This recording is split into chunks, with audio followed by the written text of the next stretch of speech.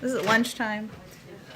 Thank you all for your flexibility. I know we moved the briefing up a little bit today.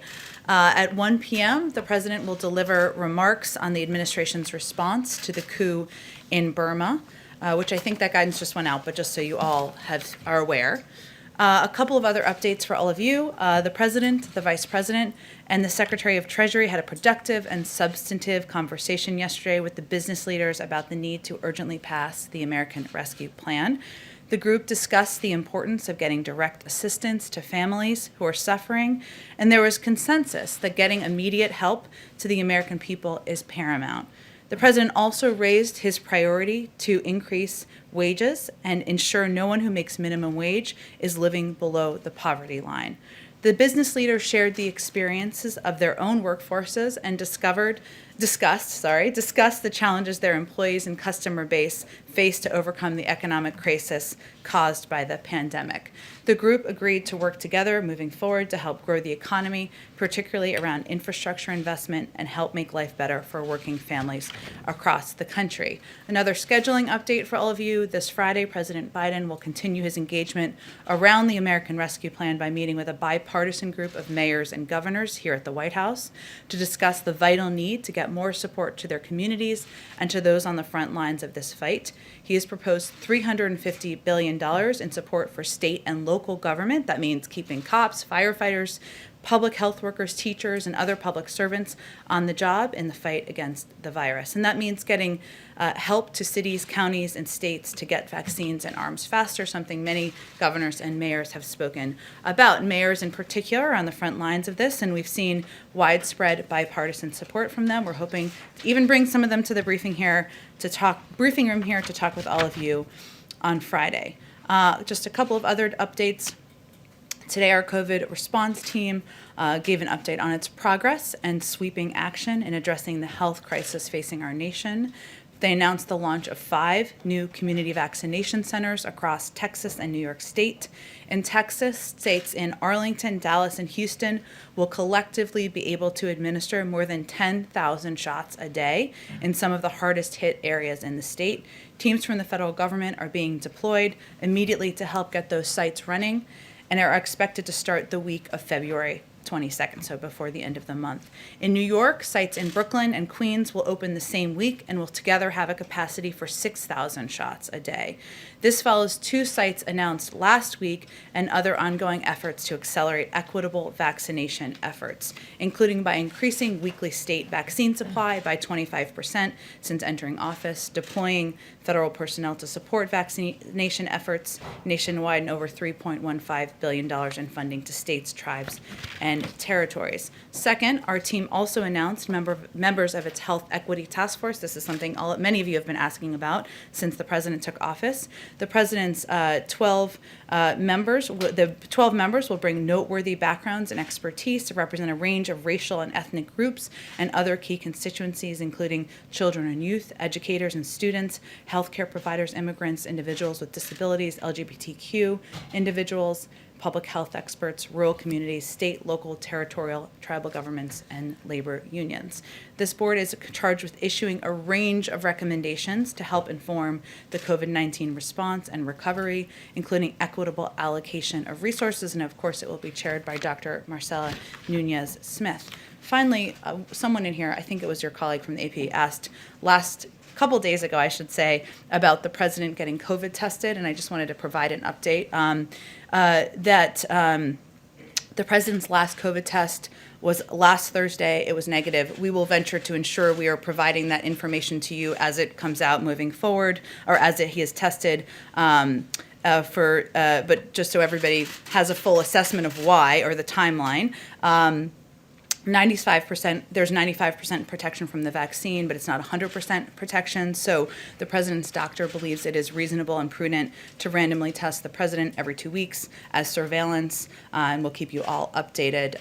But that's kind of while there isn't CDC guidelines, that's his recommendation. That is it. Let's go to you. Go ahead. Well, thank you, Jen, for the follow-up there. On 2 topics, first being impeachment. The president has said consistently that he will not be watching the trial. He said so again yesterday. But yesterday, the House impeachment managers unveiled videos of the Capitol riot that clearly was very moving to a lot of people. It resonated to a lot of people, including those in that chamber. Is the president really not going to participate at all in this historic experience, this national moment? Does he have nothing he wants to add to those who may have been impacted by what they saw yesterday as part of this trial? Well, it may seem like some time ago, but the president has spoken repeatedly to the events of January 6th. On January 6th, he called the insurrection at the Capitol an unprecedented assault on our democracy, bordering on sedition. He said it was unlike anything we've seen in modern times. Again, when the House voted on January 13th, following that vote, he called the events of January 6th an armed insurrection against the United States of America that was carried out by political extremists and domestic terrorists who were incited to this violence by President Trump.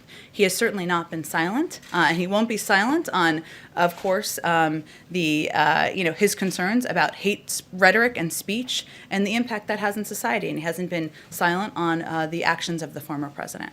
On another matter, the CDC today announced that they find that they have a study that showed that 2 masks are significantly better than 1 in slowing the spread of coronavirus. Will the White House champion the position that Americans should be wearing 2 masks, and is that a behavior that will be modeled perhaps by White House staff? Well, I've learned a lot about this myself, the issue of studies versus recommendations or specific guidelines, I should say. So this was a study which was a reflection of the importance of well-fitting masks, something that many of our health and medical experts have talked about. It doesn't actually issue definitive guidance on 1 mask versus 2 masks. Obviously, if that's something they were to issue as official guidance, we listen to our health and medical experts. But the study does show that if a person has a loose-fitting mask, that they should consider options to improve that fit. And this includes nose wire, knotting the earlobes on your mask, wearing a cloth mask over a medical procedure or disposable mask, something we do here quite a bit. So the bottom line of that study is actually to improve the fit of the mask, and a second mask is one of several options to be able to do that. And then just to follow up, and then I'll hand off. In terms of, is there a plan underway for the White House administration to send out masks to Americans, to mail them to addresses, so Americans will have their own high-quality mask when there's often confusion as to what kind should be worn, what offers more protection? Sure. Well, one, the president uses every opportunity he has, as he did at the Super Bowl, not that he was there, but in the PSA, to make clear to the American people the safety of wearing masks, the impact of wearing masks. He said that it would save 50,000 lives, more than 50,000 lives, if Americans wore them for 100 days. There are a range of options under consideration on to how to ensure that people who need masks the most, people who need this type of protection the most, receive it, but no final decision has been made. Go ahead. The president's remarks at 1 o'clock on Burma, could you give us a little flavor of what he's going to say? Is he going to announce sanctions?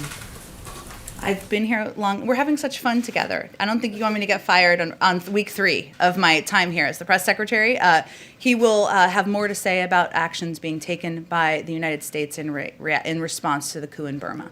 Just to follow up, he's called for the military coup leaders to stand down. Is there any indication that they are doing that yet? I don't have a specific update on the actions of the military leaders. Obviously, this is an issue that we are following closely from here, from the State Department, from our entire national security team. As we've noted in here previously, but it's worth repeating, we are also in consultation and close coordination with our partners and allies, and steps that can be taken, pressure that can be made. There's been a statement from the UN Security Council, which is a significant act, as you well know. So I don't have an update on the actions on the ground, but clearly this is on the president's mind, this issue, and it's essential that we lead here from the United States. Just a second topic. Has the president abandoned a plan to force the sale of TikTok's American operations to a group that would include Oracle and Walmart? I know there was some reporting on it this morning. I think that you're referencing, I believe, Wall Street Journal. It's not accurate to suggest that there is a new proactive step by the Biden White House. It looks like there was a conflation of two ongoing processes, one that's through the courts and one that is through the CFIUS process that goes through the Department of Treasury. There is a rigorous CFIUS process that is ongoing. I'm not going, of course, not that you're expecting me to, set a precedent of commenting on those reviews in process, but would just stress that they are distinct processes. I will note, broadly speaking, that we are comprehensively evaluating, as we've talked about in here, the risks U.S. data, including from TikTok, the risks to U.S. data, I should say, including from TikTok, and we'll address them in a decisive and effective fashion. But if we have news to announce, we will announce it. So I wouldn't take it as a new step. Lastly, is there a timetable for this review? I don't have a timetable for you. Again, it's a broad review that's expanded beyond TikTok, of course, from here. And I think what I was referencing in the beginning is the fact that there are ongoing processes through the courts, which we'd certainly send you to DOJ and others. But there's also an ongoing CFIUS review that's happening at the Department of Treasury. Sure. Go ahead, Kristen. Jen, thank you. So President Biden will be speaking at the Pentagon later today. Among the top issues he inherits, of course, Afghanistan. So will he be addressing the situation in Afghanistan? And Republican Senator Lindsey Graham said over the weekend it's his understanding that the troops will not be leaving Afghanistan in May, as was determined under the previous administration. Is that an official decision that President Biden has made? I'm not aware of Senator Graham being a spokesperson for the administration. I will say that I wouldn't expect there to be an update in his remarks today at the Department of Defense on Afghanistan. Of course, this is a topic that is of utmost importance to the president and his national security team, but I don't have an update on force posture, and I wouldn't expect one today. So just to be clear, no official decision on the troop withdrawal that was previously determined under the previous administration. There's no update on a change or update on a status of the status of the force posture. Obviously, that would be something determined in consultation with the Secretary of Defense. So I understand what you're asking. He's going there today, but that's not the focus of his trip. Okay, and if I could just follow up with you on comments you made yesterday about school reopenings.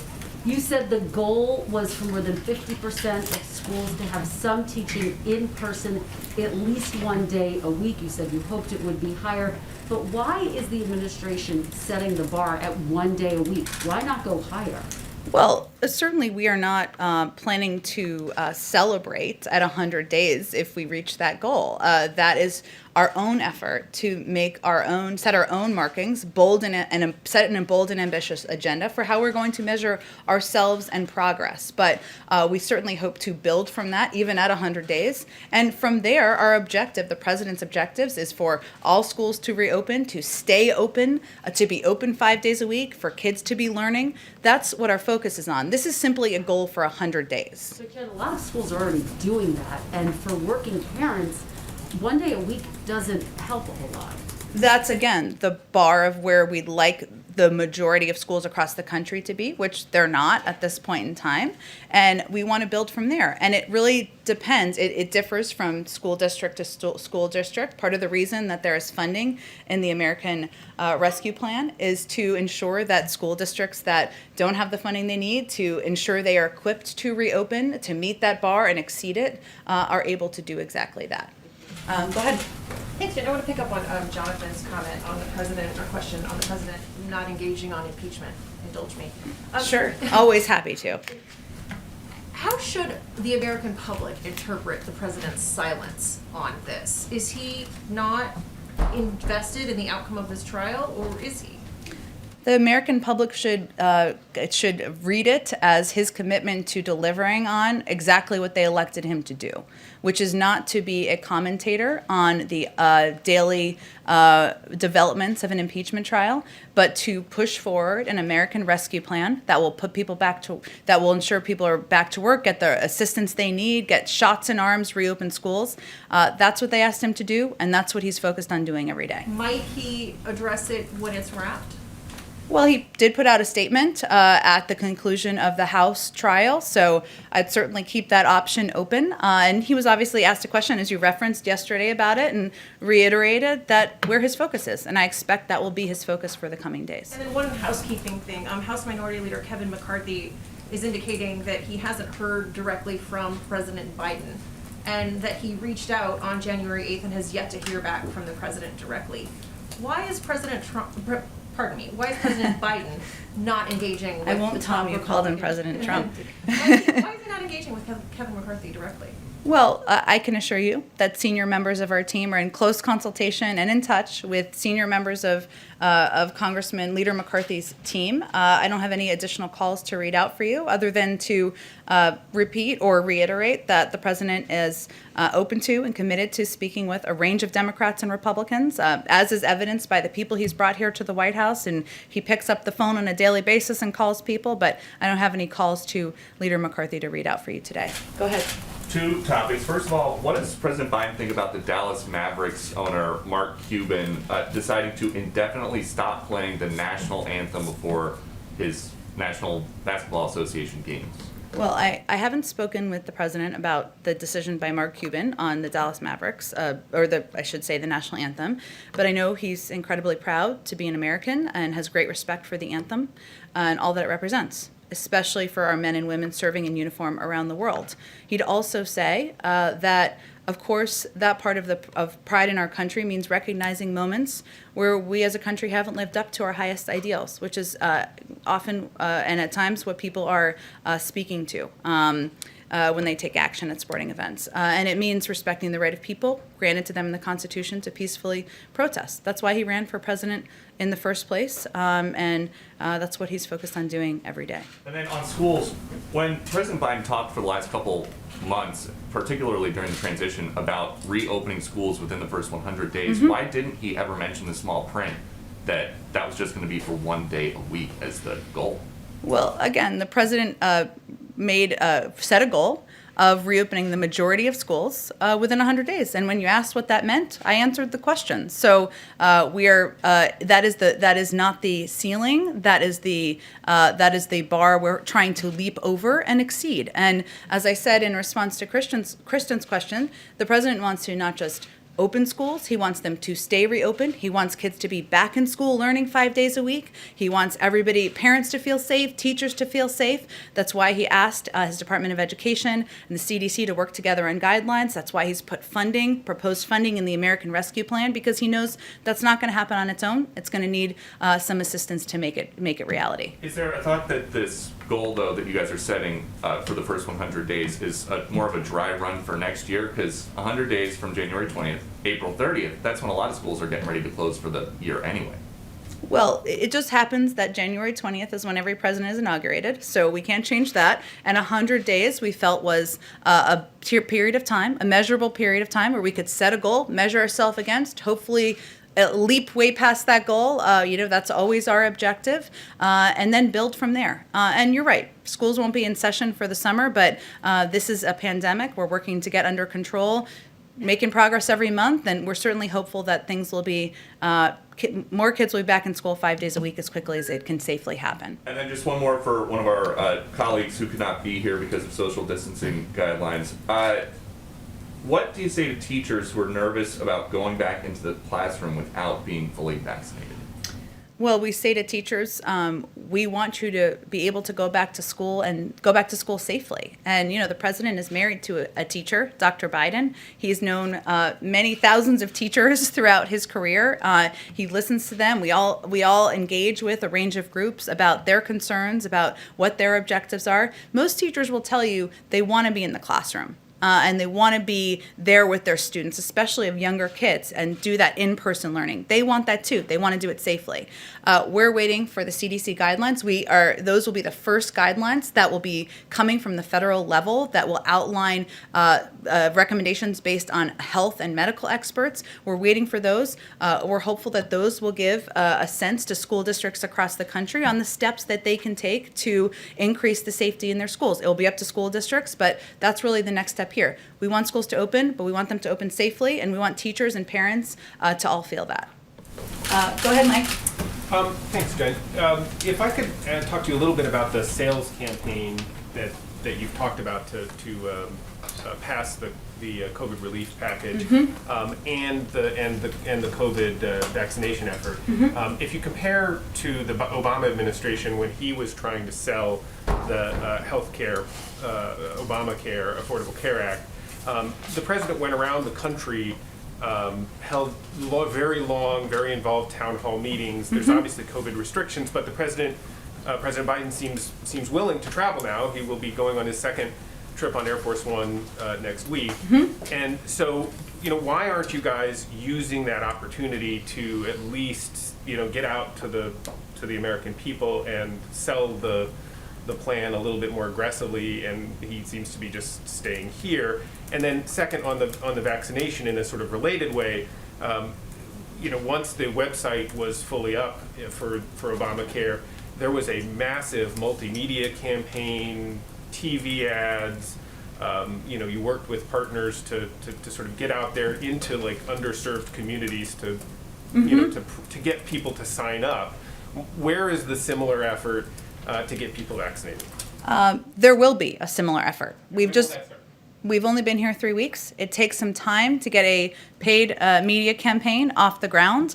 We want to do that in an effective manner. We're not waiting or delaying. We obviously just announced the Equity Task Force today. All of these individuals are experts, represent different parts of the country and different communities in the country who are deeply impacted. We expect to have many of them out there communicating broadly. We've done dozens and dozens and dozens of interviews with senior administration officials, with cabinet officials to communicate about the American Rescue Plan. The president's been out talking about it nearly every day. So we have not held back from using the bully pulpit of the presidency to communicate with the American public. He will be out next week, as you mentioned, and I expect he will be out more in the weeks ahead to communicate effectively and directly with the American public. But a little different from the Affordable Care Act, what we're doing in part, it may be what's the components of what are in the plan, reopening schools, getting vaccines in arms, ensuring that Americans who don't have food have concerns about putting food on the table, have money to get through this period of time, is working. More than 70% of the public in almost every poll supports this package. So we are certainly out there. Everybody's focused on this every day, selling it, and the public seems to like what they're hearing, but our job is not done. We need to get it across the finish line. That's why the president will be traveling and others will be out there even more in the weeks ahead. And on one other topic, the president put forth on the first day a comprehensive immigration proposal, legislation that would wrap a lot of things into one bill. There seems to be support in the advocacy community, immigration advocacy community now, for moving ahead with components of that separately, both for Dreamers, perhaps for ag workers. Does the president support splitting that effort up? While they're, essentially while the bigger package is being worked on, does he support going ahead, and would he sign into law if they got passed the smaller pieces, or does he want to put that off and wait for the bigger effort? Well, as you know, Mike, from following this closely, the formal bill has not been proposed yet on Capitol Hill. The president proposed it with three key pieces of it because he felt they were all important, including investing in smart security, providing a pathway to citizenship for 11 million undocumented immigrants, and also addressing the root causes that are causing people to flee their home country, something he worked on even as vice president. So it hasn't even been formally proposed. I think we're going to wait for that to happen before there's, readouts or our engagement on what is looking like it's going to happen on Capitol Hill. But we'll see what happens. Go ahead. 2 questions, please. In India, Twitter has shut down hundreds of accounts from people who criticize the government. Is the White House concerned about this crackdown on free speech by the Modi government, and to what extent does this impact the U.S.-India relationship and your administration's Indo-Pacific strategy? I know that my colleagues at the State Department have spoken to this more extensively, and I would certainly point you to them. Of course, we always have concerns about crackdowns on freedom of speech, freedom of expression happening around the world, and when it doesn't allow people to communicate and peacefully protest. But I would point you to the State Department for more specifics. And then the second question is on this chip shortage that has now moved beyond just automakers. A lot of automakers have shut down production.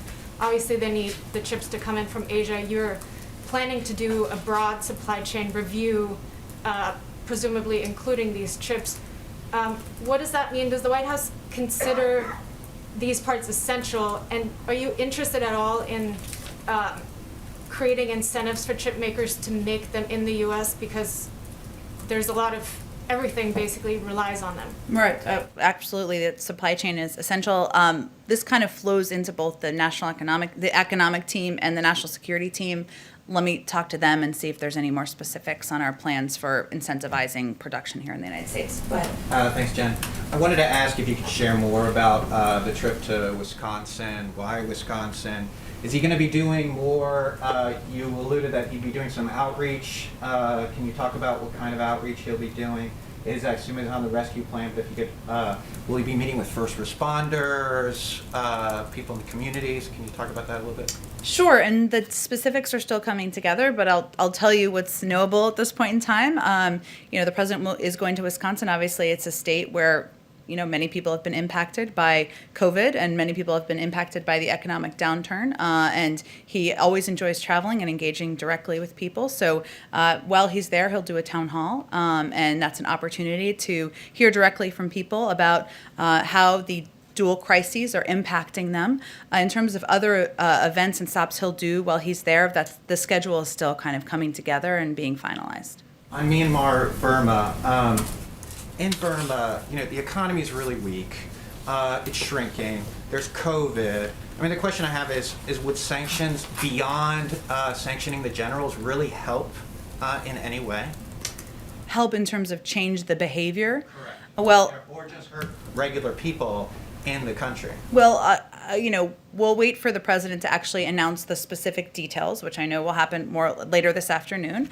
But part of our effort is not just unilateral action from the United States, but also working with our partners and allies, including in the region, to determine the right ways to put pressure on and have engagement. As I noted earlier, there was obviously the statement from the UN Security Council, permanent members. There is ongoing discussions and talks with our partners and allies in Asia and Europe.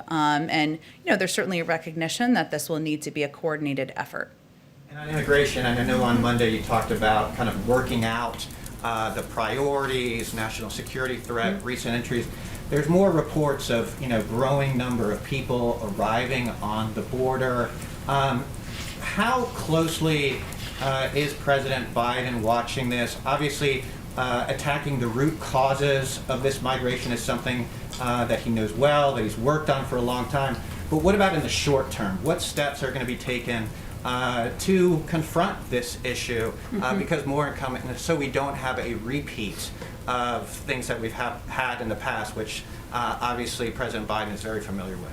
Sure, he's certainly following it closely, but obviously defers to the leadership and the guidance of his Secretary of Homeland Security, Ali Mayorkas, who is now confirmed, been in office in his role for just over a week now. Obviously comes to that job with a great deal of experience working on these issues, including during challenging times. But since you gave me the opportunity, I mean, one of the things we are certainly doing is communicating that due to the pandemic and the fact that we have not had the time as an administration to put in place a humane, comprehensive process for processing individuals who are coming to the border, now is not the time to come. And the vast majority of people will be turned away. Asylum processes at the border will not occur immediately, will take time to implement. And as DHS and CBP have said, when long-term, this is, there have been incredibly narrow and limited circumstances where individuals have been have come in to the country awaiting for their hearing, but the vast majority have been turned away. And so this is not the time to come. And, this is obviously an emotional issue for many of us who've worked on this in the past, for the president himself. But we need time to put in place and partners to put in place a comprehensive process and system that will allow for processing at the border of asylum seekers, but also, providing a pathway to citizenship for immigrants who are in the United States. Go ahead. Thank you, Jen. Jim Murrin, who's the head of the Nevada COVID task force, has proposed making Nevada have an elite level of health and safety measures. And he said that by fall, he thinks there'll be enough shots in arms, that there'll be fans in seats of a variety of venues, sporting venues, concerts, stuff like that. Do you think that that is possible, and is that a priority for the administration? Well, I think the president said during his Super Bowl interview that he certainly hoped that next year at this time, we would all be watching the Super Bowl at parties and the stands would be full. But we defer to our health and medical team who look at the entire country, and I'm not sure if this individual is just looking at Nevada or looking at the entire country, and what their guidelines and their guidance offers us. We know that we will have enough vaccines to provide them to the American people by the end of the summer, but a vaccine is not a vaccination. And in order to get to a place where we are returning back to normal, we need to ensure that those vaccines are made or turned into vaccinations, and that that a large swath of the American public is vaccinated. But obviously, we defer to our health and medical team working for the federal government here. No disrespect to the individual you mentioned. Go ahead. Yeah. Does the White House have a position on the prosecutors opening up cases in Georgia on efforts to subvert the 2020 election? I have not followed this closely. I would likely send you to the Department of Justice for any comment on it. And on the HHS secretary designate, there are plans on the part of Republicans to paint him as taking actions and supporting actions in California that have been punitive to people there, that the state has been overly aggressive. What is your position on that, with as far as it goes with Becerra? Tell me a little bit more about your question. What is your response to the idea that he has stepped in and taken actions in California that have been overly aggressive, and that he should bear some blame for the problems that the state is having with COVID? Well, first, I would say that the president nominated Attorney General Becerra because he felt he was exactly the right person to lead the Department of Health and Human Services at this time, and that his work on a range of issues, including in working to pass the Affordable Care Act, including his defense of the Affordable Care Act on a number of cases in California, were certainly part of that decision. And frankly, it is disappointing that Congress, the Senate, is delaying any further in confirming his nomination at a time when thousands of people are dying every day of a pandemic, and people need leadership at the top of an agency that has an important role to play. Go ahead. Thanks, Jen. I want to ask you questions on two fronts here. First off, it's been over a month since the January 6th Capitol attack, and we have not received any kind of public briefing from the Capitol Police. A lot of people have raised concerns about that. Does President Biden want to see that kind of briefing? And also, on a similar note, what does he think about efforts from, such as Congressman Jamal Bowman's, to establish a congressional investigation or commission into the Capitol attack? We certainly leave the determination about whether there's a congressional investigation up to members of Congress. I've seen that proposal. Obviously, there are others who would need to support that to move it forward, and I know a number do. In terms of the timeline of a briefing from the Capitol Police, I would again refer to them on the timeline. We, of course, here in the federal government, there's an ongoing investigation, as you know, out of the Department of Justice, and I defer to them for any reports or updates from their end. A second question. Obviously the president is going to be addressing the coup in Myanmar today. He's, I'm assuming, speaking out against it and taking action there. You and Secretary of State Blinken have talked about how the January 6th attack, makes it, I think the Secretary of State said, a greater challenge. You said it will take some time for America to gain its status as a beacon of leadership again. As we address this, how important is it to have accountability for the Capitol attack, including potentially impeachment, as we want to, spread democracy abroad?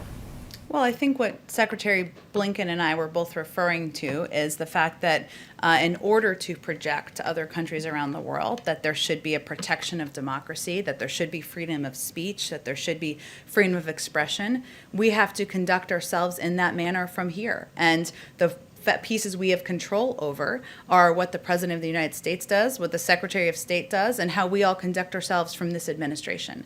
He has spoken, as I started the briefing talking about, to his views on the horrific events of January 6th and the fact that it was an attack on our democracy here. He made those statements because that's how he felt, and also it's important to make that clear to the public and to the world. But in terms of what steps will be taken from here, we leave that to the Senate. Obviously, we're calling what happened in Myanmar a coup. Do you think that's an accurate description for what happened on January 6th? I'm not going to give any new definitions. There's obviously a process that's ongoing. I'm sure you'll all be watching today as the Senate proceeds with the hearings. I appreciate your creativity, though. Go ahead, in the back. The Iranian-backed Houthi rebels attacked Saudi Arabia today in Abha. The coalition called it a war crime. Does this undermine the president's effort to end the war in Yemen? And are you putting too much faith in the Houthis rebels' intention to get into the negotiation? Well, thank you, Nadia. Let me first say that we condemn the Houthi attack today at the Abha International Airport in Saudi Arabia, a civilian airport. The attack coincides with Special Envoy Lender King's first trip to the region and his efforts to bring a lasting peace to Yemen that will ease the suffering of the Yemeni people. The Houthis, meanwhile, continually demonstrate a desire to prolong the war by attacking Saudi Arabia, including attacks on citizens. And we will continue our diplomatic outreach and engage with various stakeholders, including members of Congress, humanitarian aid organizations, the UN Special Envoy, and others to bring a negotiated settlement to end the war. As President Biden has said, we are stepping up our diplomacy to end the war, as he said last week at the State Department.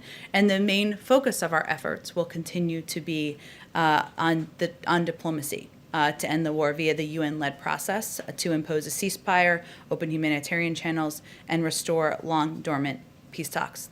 We believe that remains the best path forward. Thank you. I have a quick question on Iran. Some reports indicating that you're considering baby steps to get back into the negotiation. Is this on the table? Is this something that the administration is considering at the time? Did you say baby steps? I'm sorry, the masks make it hard to hear. The president's focus is on reiterating what he did last weekend, which is that in order to move forward, Iran needs to comply with the outlines of the JCPOA and the agreement that was formed just a few years ago. In terms of any additional steps under consideration, I don't have any update on that. Go ahead. Thanks, Jen. I wanted to ask you about the budget, which I know it's a little early to be thinking about, but It's never too early to talk about the budget. Skinny budget, all sorts of budgets. can you lay out a timeline for us of when to expect to see the president's first budget? And my second question is does the president plan to cut his proposal or cut defense spending or propose to cut defense spending? As you know, our nominee to lead the OMB just had her hearing yesterday, and hopefully she'll be in place soon. But there were some challenges that came about during the transition in terms of a bit of intransigence from the outgoing administration and lack of cooperation as it related to OMB on the budget process. So we expect there to be a delay in the release of his first budget. I don't have an exact timeline of when that will be, though. Would we see an outline or something? I mean, I know the budget's a thick document, but would you see an outline before that, or what are you thinking? I don't have anything to preview yet for you. I can talk to our friends or connect you directly with our colleagues at OMB and see if there's anything more specific they can preview for you at this point in time. Thank you. Sure. Go ahead in the back. Yes, thank you, Jen. On Iran as well, does the administration welcome any role that its allies in the region can play in order to help facilitate talks with Iran or bring it back to the table? I mean, General McKenzie said on Monday, namely about Qatar, when you consider the problem with Iran, they have a large role to play in that. Does the administration consider Qatar as a potential maybe role player in bringing Iran back to the table? And knowing that both National Security Advisor Sullivan and the Iran's envoy Rob Mali, they both spoke with the Qatar Foreign Minister. Well, the way to move things forward is for Iran to come into full compliance with its obligations under the JCPOA. And if they do that, the United States would do the same and then use that as a platform to build a longer and stronger agreement that also addresses other areas of concern. So that's really, the ball is really in their court to take those steps. And whether there are roles of other countries in the region, obviously, in any of these, if we were to reach that stage, consultations with countries in the region would be a key part of that process, but we're certainly not there yet. And also on the Houthis, please, delisting the Houthis from the terror list, other than the humanitarian assistance, does it have any strategic significance? Is the administration willing to enter a dialogue with the Houthis in order to end the war in Yemen in a peaceful way? I know there have been some reports, but I don't believe my colleagues at the State Department have confirmed anything about delisting, so I would point you to them for any confirmation or specifics and any of the reasoning. Is the administration going to do that anytime soon?